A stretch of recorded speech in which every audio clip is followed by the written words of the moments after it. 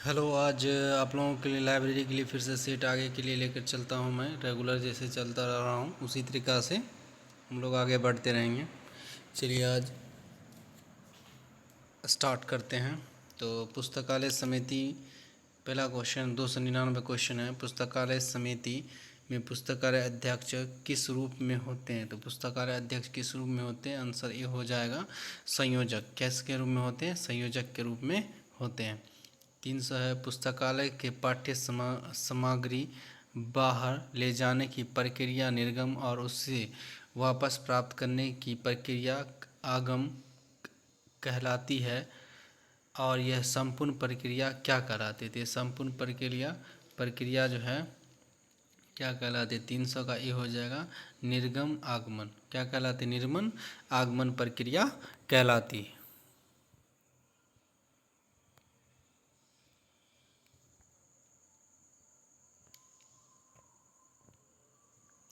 उसके बाद है 301 है, न्यूयॉर्क निर्गम आगमन पद्धति का विकास 1900 ईस्वी में संयुक्त राज्य के न्यू यूजर्स राज्य के डैश में हुआ था। तो 301 का हो जाएगा ए आंसर। क्या हो जाएगा? ए हो जाएगा। ये हो जाएगा न्यूयॉर्क सार्वजनिक पुस्तकालय। न्यूयॉर्क सार्वजनिक पुस्तकालय हो जाएगा इसका आंसर। ठीक है।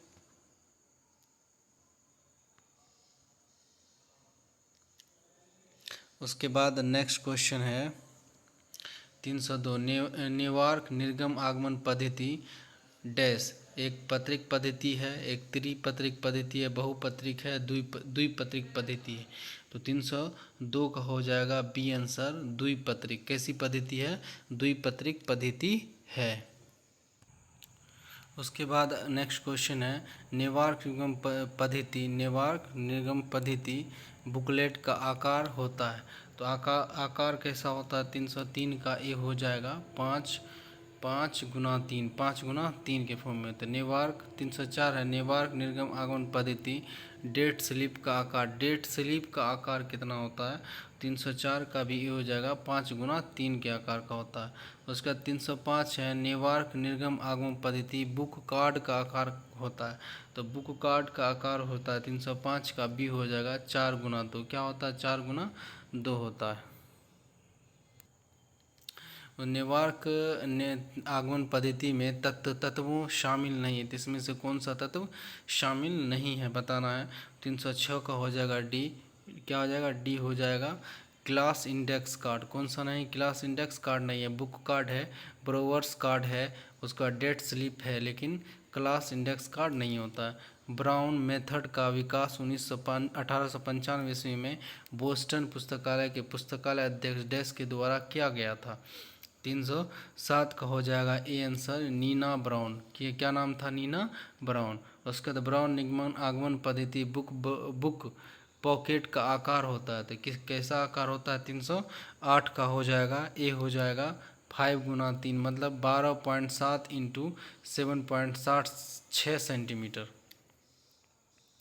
7.6 सेंटीमीटर हो जाएगा। ब्राउन निर्गमन आगमन पद्धति बुक कार्ड का आकार होता है। द ब्राउन निर्गमन आगमन बुक कार्ड का जो आकार होगा 310 का हो जाएगा बी आंसर। क्या हो जाएगा? बी। 4x2 तो होता है, लेकिन सेंटीमीटर में अगर रहे तो 10.2 इंटू 5 सेंटीमीटर। उसका 11 है न्यूयॉर्क निर्गम आगमन पद्धति के तत्वों में शामिल नहीं है। तो कौन सा है इसमें जो तत्वों में शामिल नहीं है? 311 हो जाएगा डी कार्डेक्स। क्या हो जाएगा? कार्डेक्स तत्व शामिल नहीं है। उसके बाद है RFID शब्द का अर्थ क्या होता है? RFID का आप लोगों को क्या बताना? शब्द बताना है। तो ये हो जाएगा radio frequency identification. Radio frequency identification हो जाएगा। उसके बाद है RFID का प्रयोग किस पुस्तकालय कार्यों में किया जाता है? 313 का हो जाएगा ए हो जाएगा निर्गम आगम पद्धति में किया जाता है। उसके बाद है पत्रिका प्रबंधन के लिए त्रिपत्रक पद्धति 3 कार्ड सिस्टम किसके द्वारा प्रस्तावित किया गया था? तो किसके द्वारा किया गया था? 314 का हो जाएगा ए SR रंगनाथन के द्वारा। किसके द्वारा किया गया था?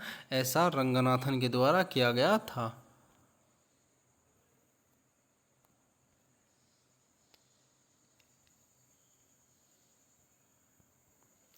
315 है पत्रिका प्रबंधन के लिए त्रिपदक पद्धति के लिए डैश पत्रक है, तो कैसा है, तो 315 का हो जाएगा आपका डी आंसर हो जाएगा, क्या हो जाएगा, डी हो जाएगा। Classified index card, classified index card. उसके बाद है 316 RFID प्रणाली निम्नलिखित तत्व है, तो कैसा तत्व है, RFID। 316 का हो जाएगा डी आंसर उपरोक्त सभी मतलब हैंडल रीडर भी है, RFID टैक्स भी है, स्मार्ट गेट भी है, ठीक है। चलिए अब हम लोग नेक्स्ट क्वेश्चन की बात करते हैं।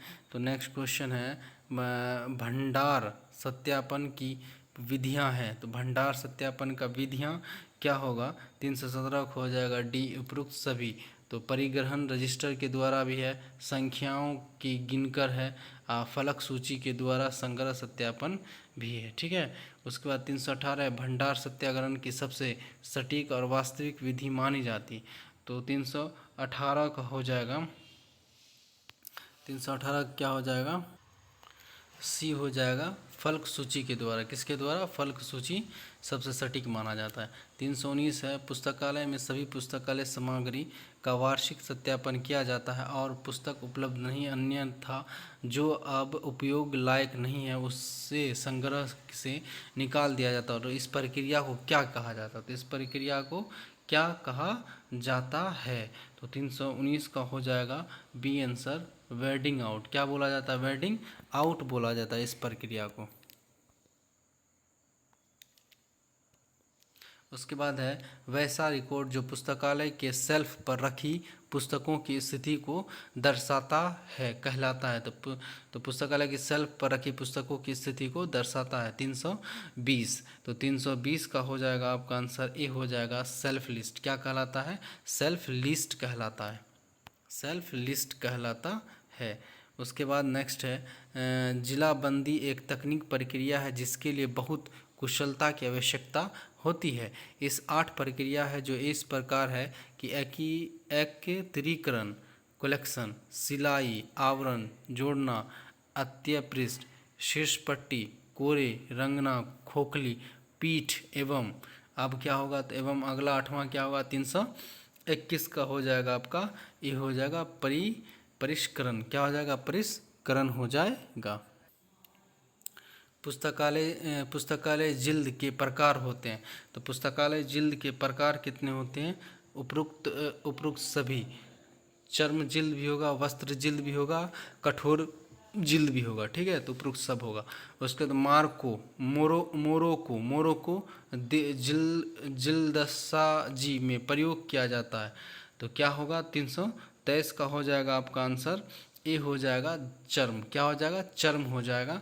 उसके बाद मोरोको जिल्द साजी में प्रयोग किया जाता है, तो इसमें भी क्या प्रयोग किया जाता है, 324 का हो जाएगा आपका बी हो जाएगा। क्या होगा, बकरी और का चर्म, किसका चर्म, चर्म तो क्या जाता है उसमें भी किसका चर्म, तो बकरी का चर्म। 324 का बी हो जाएगा, 324 का बी हो जाएगा आंसर। उसके बाद है कि जिल्दसाजी में प्रयोग हेतु सबसे उपयुक्त चमड़ा माना जाता है, तो जिल्दबाजी में सबसे उपयुक्त सबसे बढ़िया चमड़ा किसका माना जाता है, 325 का हो जाएगा बी, भेड़ का चमड़ा। किसका चमड़ा, भेड़ का चमड़ा। उसके बाद जिल्द साजी में प्रयोग हेतु सबसे मजबूत चमड़ा माना जाता है, तो सबसे मजबूत चमड़ा 326 का हो जाएगा ए, सुअर का चर्म, सुअर का चर्म। उसके बाद 370 सार्वजनिक पुस्तकालय के प्रमुख वित्तीय स्रोत है, तो सबसे प्रमुख वित्तीय स्रोत क्या हो जाएगा, सबसे प्रमुख सार्वजनिक पुस्तकालय में सबसे प्रमुख वित्तीय स्रोत हो जाएगा 327 का आप लोग का आंसर हो जाएगा डी, मतलब पुस्तकालय कार्य भी हो जाएगा, सरकार द्वारा प्राप्त अनुदान भी हो जाएगा, और RRLF द्वारा प्राप्त अनुदान भी हो जाएगा, ठीक है। क्या हो जाएगा, उसका आंसर सब हो जाता।